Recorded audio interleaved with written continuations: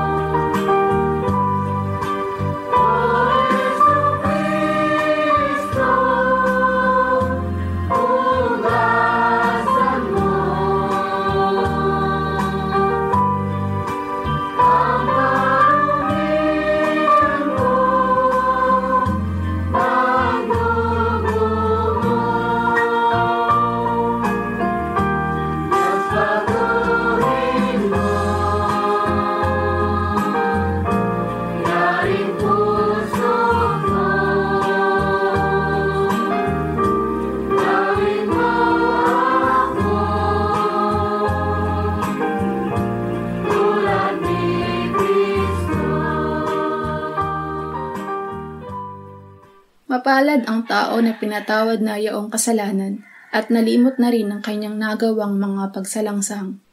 Mapalad ang taong sa harap ng Panginoon ay di na pinararatangan ng kasalanan, dahilan sa siya ay hindi nanlilinlang.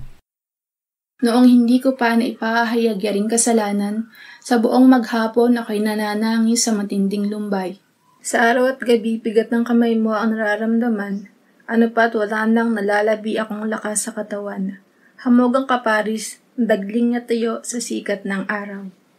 Ako ay lumapit sa iyong harapan at salay inamin.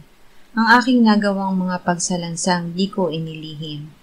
Pinagpasyahan ko ang lahat ng ito sa iyo'y idaing at aking natamo ang iyong patawad sa sala kong angkin.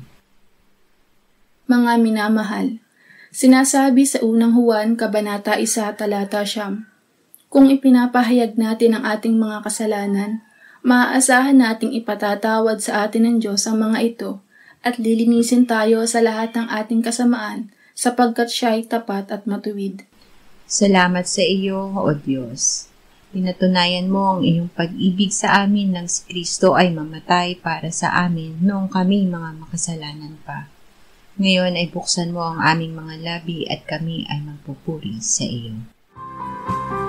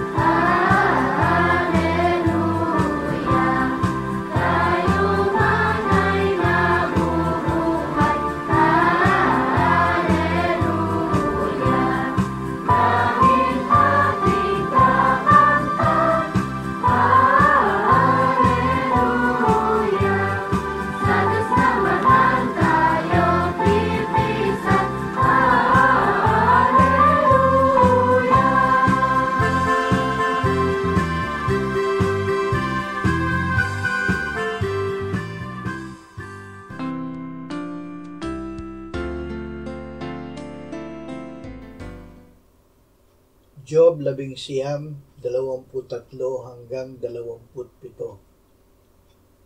O masulat nawa ngayon ang mga salita ko, o malimbag nawa sa isang aklat ang mga ito. Sa pamamagitan nawa ng panulat na tingga at bakal, maukit nawa ang mga ito sa bato magpakailanman.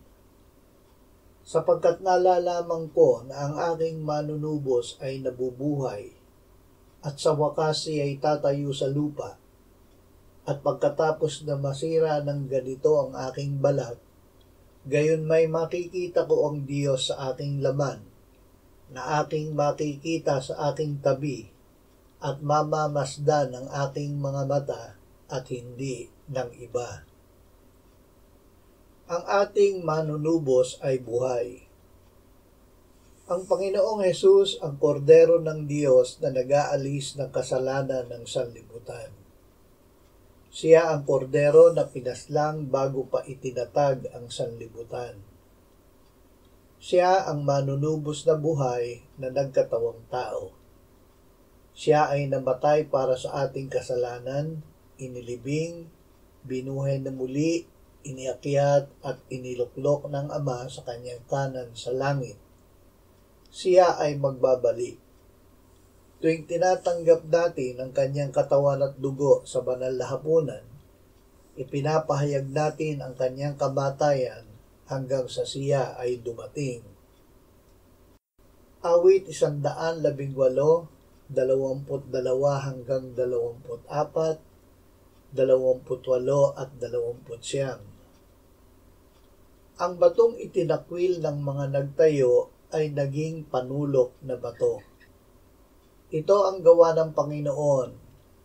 Ito ay kagilagilala sa ating mga mata. Ito ang araw na ang Panginoon ang gumawa, tayo'y magalak at matuwa. Ikaw ay aking Diyos at ako'y magpapasalamat sa iyo. Ikaw ay aking Diyos, ikaw ay pupurihin ko. O magpasalamat kayo sa Panginoon, sapagkat siya'y mabuti, sapagkat ang kanyang tapat na pag-ibig ay nananatili magpakailanman. Si Kristo ang panulok na bato. Sa pangalan ni Jesus ay pinagaling ni na Pedro at Juan ang isang lalaking lumpo mula sa pagkabata. Dahil dito sila ay inusig ng mga pinuno ng mga Hudyo. Sumagot si Pedro sa kanila, dapat malaman ninyong lahat na nakatayo ang taong ito sa inyong harapan na walang sakit, sa pangalan ni Jesucristong taga Nazaret, na inyong ipinako sa krus at binuhay ng Diyos mula sa mga patay. Itong si Jesus ang bato na itinakwil ninyong mga tagapagtayo, ang siyang naging batong panulukan. Walang kaligtasan sa kanino paman, sapagkat walang ibang pangalan sa ilalim ng langit na ibinigay sa mga tao na ating ikaliligtas. Unang Korinto 15:53-57. Kailangan na itong may pagkasira ay magbihis ng walang pagkasira, at itong may kamatayan ay magbihis ng walang kamatayan. Kapag itong may pagkasira ay mabihisan ng walang pagkasira, at itong may kamatayan ay mabihisan ng walang kamatayan, ay mangyayari ang salitang nasusulat, ang kamatayan ay nilamon sa pagtatagumpay. O kamatayan, nasaan ang iyong pagtatagumpay? O kamatayan, nasaan ang iyong tibo? Ang tibo ng kamatayan ay ang kasalanan, at ang kapangyarihan ng kasalanan ay ang kautusan. Subalit salamat sa Diyos na nagbibigay sa atin ng pagtatagumpay sa pamamagitan ng ating Panginoong Hesukristo. Tagumpay laban sa kamatayan. Si Kristo ay namatay para sa ating kasalanan, inilibing at binuhay ng Ama mula sa mga patay. Dahil dito, ang sumasampalataya sa Kanya ay bubuhayin ding muli. Ang mga mananampalataya na yumao ay muling bubuhayin, at ang mga nabubuhay ay babaguhin kasama nila sa pagbabalik ng Panginoong Hesus. Matagumpay na ginapi ng Panginoong Hesus ang diablo, ang kasalanan at ang kamatayan. Dahil siya ay nabubuhay, tayo man ay mabubuhay. Juan 20:15-18. Sinabi ni Jesus, "Babae, bakit ka umiiyak? Sino ang hinahanap mo?"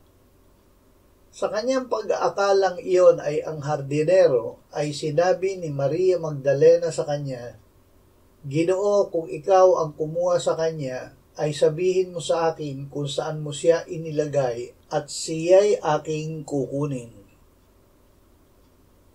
Sinabi sa kanya ni Jesus, "Maria."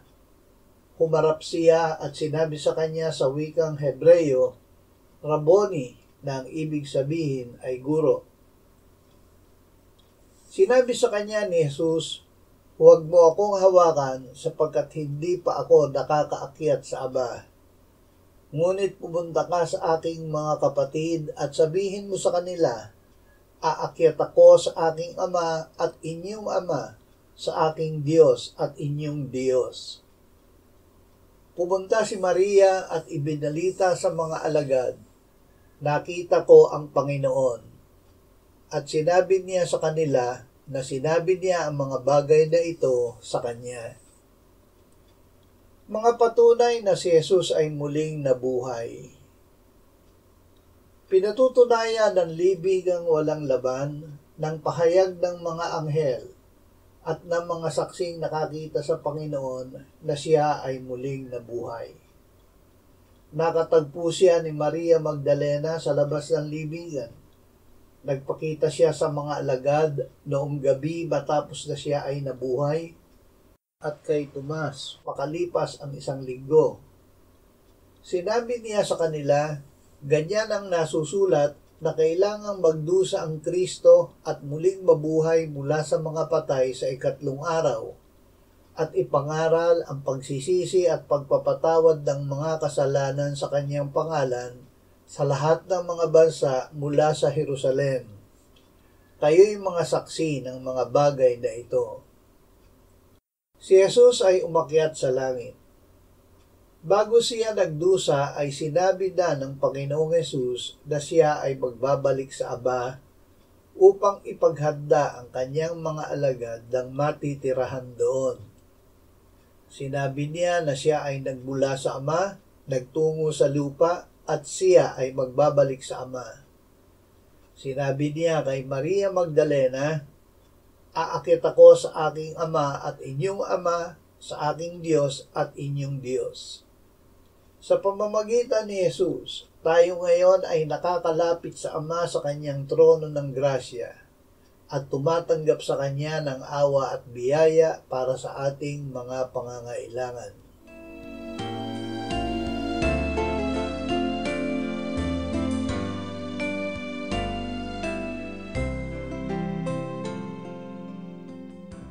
Manalangin tayo. Panginoong Hesus, sinabi mo, malibang kainin ninyo ang laman ng anak ng tao at inumin ang kanyang dugo, kayo ay walang buhay sa inyo. Ang sino mang kumakain ng aking laman at umiinom ng aking dugo ay may buhay na walang hanggan, at akin siyang muling bubuhayin sa huling araw, sapagkat ang aking laman ay tunay na pagkain, at ang aking dugo ay tunay na inumin. Siya na kumakain ng aking laman at umiinom ng aking dugo ay nananahan sa akin at ako sa kanya. Kung paanong buhay ang Ama na nagsugo sa akin at ako ay nabubuhay sa pamamagitan ng Ama, gayon din siya na kumakain sa akin. Siya man ay mabubuhay sa pamamagitan ko. Panginoong Hesus, aming tagapagligtas, tinatanggap ka namin sa oras na ito bilang aming tinapay ng buhay. Tinatanggap namin ang iyong katawan na ipinako sa krus, namatay, inilibing, Pinuhay na muli at iniakyat ng Ama sa kanyang kanan sa langit bilang aming tunay na pagkain. Tinatanggap namin ang iyong dugo na nabuhos sa ikapagpapatawad ng aming kasalanan bilang aming tunay na inumin. Manahan at mabuhay ka sa amin upang kami ay mamuhay sa pamamagitan mo kung paanong ikaw ay namuhay sa pamamagitan ng Ama. Salamat, Ama, sapagkat dahil kay Kristo, kami ngayon ay nakapamumuhay, kasama mo kaisa ng Espiritu Santo. Sa iyo ang lahat ng kaluwalhatian, ngayon at magpakailanman. Amen.